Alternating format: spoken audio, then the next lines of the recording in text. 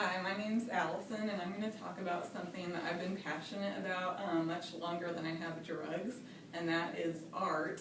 Van Gogh is actually one of my favorite artists, the guy who chopped his ear off, and they actually just discovered this top painting by him, which nobody had known about for the past 120 years, so that was just recently in the news. When I was little, I thought my artwork sucked. Like, I was so bad, probably because I was drawing, like, pictures of ants trying to get to Tootsie Roll wrappers and then filling up the rest of the space with my name, so pretty modest. But during my senior year of high school, I actually took a drawing and painting class, and one of the assignments that we had to do was like a black and white pen and ink drawing, and so I chose to draw James Dean because I had a calendar of him, of pictures of him at the time to choose from, so my James Dean didn't actually turn out too bad, and my art teacher, Mr. Kewen, submitted him to an art contest where it won first place, so after that I started drawing more on my own. And I remember Mr. Kewen asking me what my plans were for college, and I told him I was going to do something medical. And he seemed kind of sad by that, but he encouraged me never to stop drawing and painting. So those are a few things I did, but I remember thinking at the time that I couldn't do art as a career because I guess like I didn't think there was a purpose to it in our lives, and so I think since then I've realized that there can be more of a purpose to art, so I'm going to talk about a few of those things. One of these is history, so art and history go hand in hand. This is a cool example of the Venus of Willendorf, which was discovered in 1908, I think, in Austria. It's actually 25,000 years old, and it's one of the first forms of the human body that was ever discovered.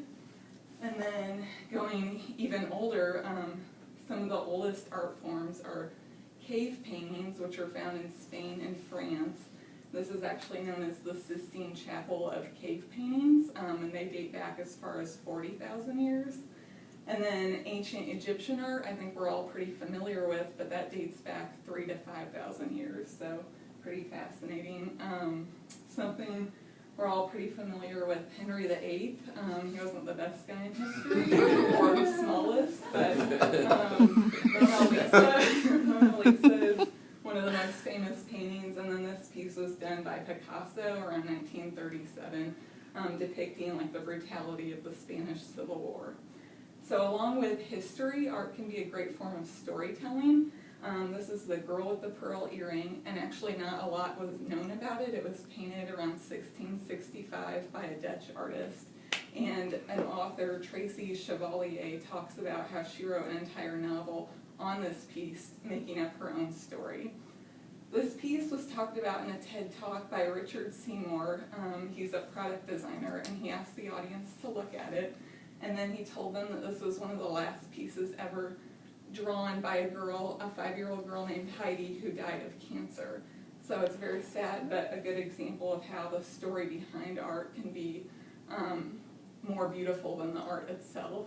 And then art can be inspiring, whether it be to parents, which there's a proud parent in this room of this piece, who I might have borrowed. And then it can be inspiring to communities.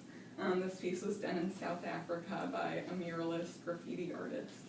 One of the most inspiring art stories I've heard of is Bill Strickland, who founded a center in Pittsburgh for underprivileged youth because he himself grew up poor, and art was a way for him to be inspired and to chase his dreams. So he provides that now to kids in Pittsburgh. This is another inspiring artist who goes around the world. His name's J.R. He's from France. And he combines graffiti and photography and puts pictures of people who are somewhat voiceless or forgotten in cities around the world. So these are two really inspiring pieces by him. I would love to be able to touch the world with my art on that level, but I have a feeling that I'm going to continue to do art for other people throughout my life. So this was a piece I gave to ASHP I think last year for their Red Dress event, and so that meant a lot more to me to be able to do that than to just give money. These were 3 pieces I did for professors at my old school, the University of Indianapolis, for writing letters of recommendation. So wink, wink. One coming up. But I actually just found out this piece one of the professors had above his desk, so I just went back to visit and found that out, and so that was really touching to me. Obviously I like painting flowers, if you couldn't tell. And I like painting flowers because they're a lot easier and faster to paint, I think, than a lot of things I would like to do eventually, but luckily my mom also likes flowers, so she kind of reaps the benefits of that. This is my hubby. He's probably one of, probably has benefited the most from my art.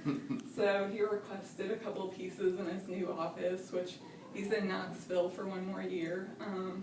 So that's him in his new office. And then the piece coming up was just a fun piece I did for him, which is above his couch in Knoxville. And I just realized that all these pieces are coming with him in a year when we finally get to live together. So I don't know if that's such a good thing, because I tend to be really critical of this stuff when I'm down in Knoxville, so they might end up going in his man cave or office space. But here's him reaping the benefits of my art again. He's spoiled.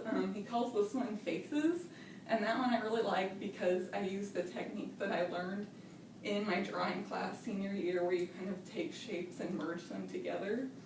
And then this was the second time I've done this with paint, and so as you can tell, I like to be able to give my art away, so I use this as an opportunity to give you guys something. It's fine if you can see the CMSA, so I have that here today. Cool. Are you kidding? That's in my trunk. Oh, awesome. No way. Yep, which I thought about doing it